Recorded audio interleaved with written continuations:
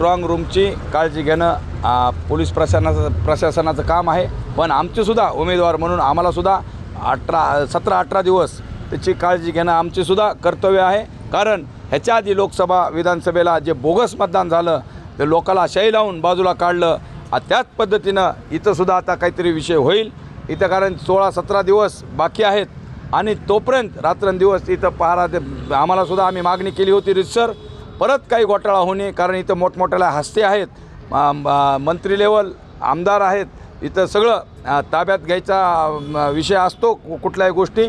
आता ह्याच्या आधीसुद्धा मतदान बूथ ताब्यात घेतले होते आणि आत्ता ह्या यंत्रणासुद्धा कुठल्या तरी दबावाखाली ताब्यात जातील अशी आम्हाला भीती आहे। म्हणून 18 दिवस आम्हाला मध्ये जायची परवानगी आम्ही मागितली होती। आम्हाला स्ट्रॉंग रूम पोस्ट जायची जरूरत नाही, पण स्ट्रॉंग रूमची जे हे लावलेलं आहे स्क्रीन खाली तिथं बसण्याची परवानगी दिली होती आणि त्यांनी बसविलं पण होतं। पण विषय असा झाला की दुसरी पोलीस शिफ्ट आली की त्यांनी आम्हाला बाजूला काढलं। इलेक्शन प्रशासन आणि पोलीस प्रशासन ह्याच्यामध्ये बेबनाव असल्यामुळं किंवा जाणून बुजून होतं का काय अशी आम्हाला शंका आहे। म्हणून आम्ही रात्रीचं जे आक्रमकपणा होता त्यांना आता दोघं एका जागेवर आले आणि ते SOP तयार करून आज त्यांनी निर्णय दिला की आम्ही तिथं स्ट्रॉंग रूमच्या खाली तिथं आम्हाला व्यवस्था केली, आम्हाला तिथं बसायची आज परवानगी दिलेली आहे आणि नगरसेवक आणि त्यांचे प्रतिनिधीसुद्धा बसू शकतात। म्हणजे सर्वच पक्षाचे बसावे अशी आमची हे आहे। निवडणूक आयोगाच्या निर्देशाप्रमाणेच परळी नगर परिषदेची निवडणूक आपण 2 डिसेंबरला मतदान प्रक्रिया पूर्ण केलेली आहे आणि त्यानंतर मतदान प्रक्रिया पूर्ण झाल्यानंतर जे आपले कंट्रोल युनिट, बॅलेट युनिट, जे EVM मशीन्स आहेत आणि त्याच्यासोबतचे सगळे दस्तावेज जे आहेत ते आपले नगर परिषद सभागृहाचं पहिल्या मजल्यावरती आपण स्ट्रॉंग रूम तयार केलेलं आहे। त्या स्ट्रॉंग रूममध्ये आपण सर्व पक्षाचे उमेदवार, सर्व प्रतिनिधी, पोलीस विभागाचे अधिकारी, महसूल विभागाचे अधिकारी यांच्या समक्ष आपण ते सीलबंद केलेलं आहे, सर्वांना दाखवून सीलबंद केलेलं आहे। हे करत असताना आपण राज्य राखीव पोलीस दलाचे या ठिकाणी चमूवाले जवळजवळ 25 जवान त्याच्यामध्ये आहेत, त्यांचा टीम आहे त्या ठिकाणी, त्यांच्या ताब्यात ती आपली सुरक्षा कक्ष दिलेला आहे। त्यासोबतच स्टेट पोलीस दल हे सेकंड राऊंडमध्ये आपलं खाली आपल्या ग्राउंड फ्लोअरवर काम करत आहे। आता ह्या CCTV आपला जो कव्हरेज आहे, आपला जो स्ट्रॉंग रूम आहे त्याला CCTV कव्हरेज दिलेलं आहे आणि त्याचं सील जे आहे ते डबल लॉक सील आहे। त्या डबल लॉक सीलचं कव्हरेज आपण CCTV 24 तास उमेदवारांना पाहण्यासाठी याच इमारतीमध्ये जो आपला तळमजला आहे जिथं पार्किंग सेक्शन आहे त्या ठिकाणी उपलब्ध करून दिलेलं आहे।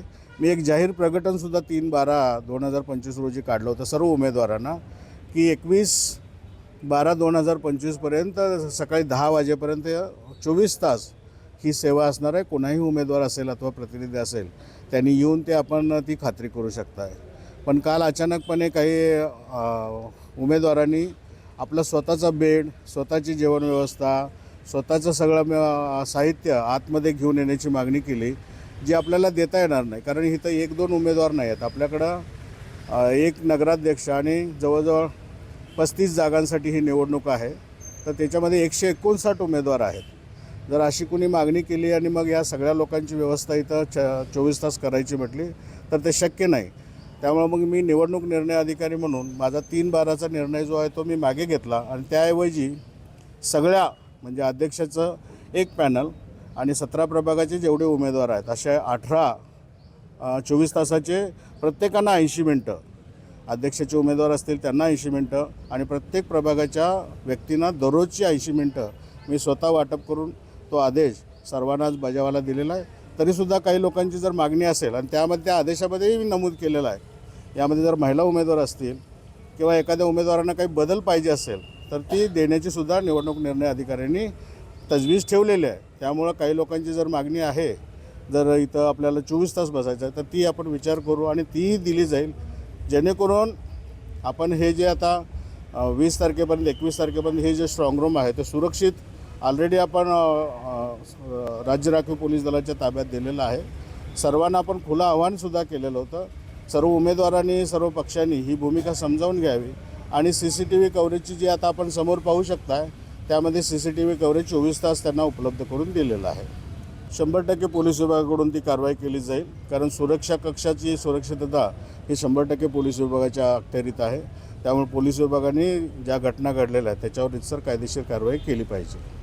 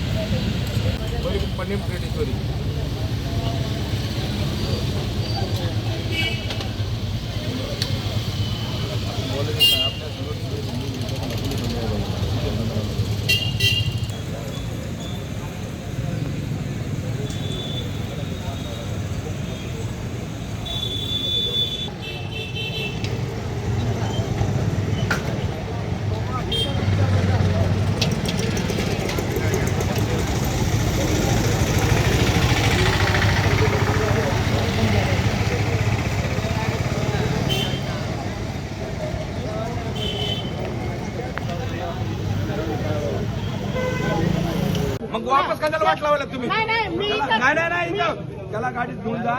हा विनंती आहे तुम्हाला, आम्हाला बाहेर काढलंय. सीसीटीव्ही आहे. माझं मेडिकल करा, नक्की करा. मी म्हणलंच नाही माझं मेडिकल करू नका. यांना आधी हे करा. मला माझं medical करा. कुणी जाणार नाही, नाही जाणार सर. कुणी जाणार नाही. एक मिनिट ऐका साहेब, कुणी जाणार नाही. आम्हाला त्या आम्ही सगळे बाहेर थांबतो, त्यांना मेडिकल घेऊन मेडिकल घेऊन जा.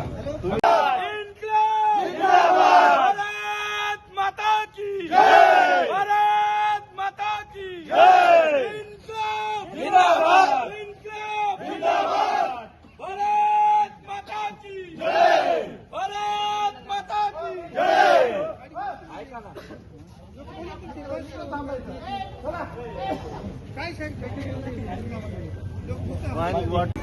आणि हे ऐका ना, अख्खी नगरपालिकेचं हेच सूत्रधार आहे मेन. आणि हेच सगळ्या काड्या पिड्या आम्हाला हाकलून लावलंय. 3 तास झालं ऑनलाईन मध्ये काय चालू आहे अजून कळू दिलं नाही ह्याने. आणि जट पिऊन आलं ना आम्हाला म्हणाले फडफड करायला. मला काही बोलू नका हो. सगळ्यांनी ऐकलं हो, मी नाही.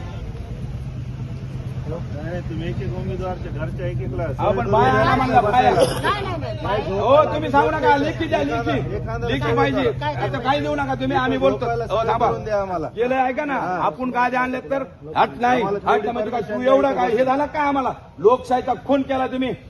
अरे आम्हाला सुद्धा गाज आणून देता इथं इचू काढा एवढा मोठा. आम्ही सांगितलं. अरे आता सांगू नका, काय नाही विषय. तुमच्या बाईटवर आपण तिथं सीसीटीव्हीचं फुटेज आणि लावलं. मग आम्हाला हाकलतात का बाहेर? अहो मग अहो का काय आमचे काय समज काढा? लहान शेंबड लेकरं वाटायला तुम्हाला? ते नाही ना. अरे जीवावर गोळी घेऊन बसलो तिथं. बसतच नाही हे तर चोरण. मेडिकल करा, मेडिकल. मेडिकल माझं केल्याशिवाय मी घरी जाणार नाही. एक ऐका, ओके?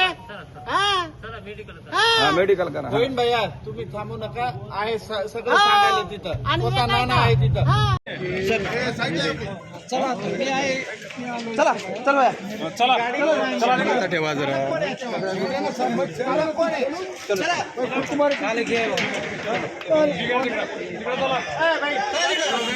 या इकडे.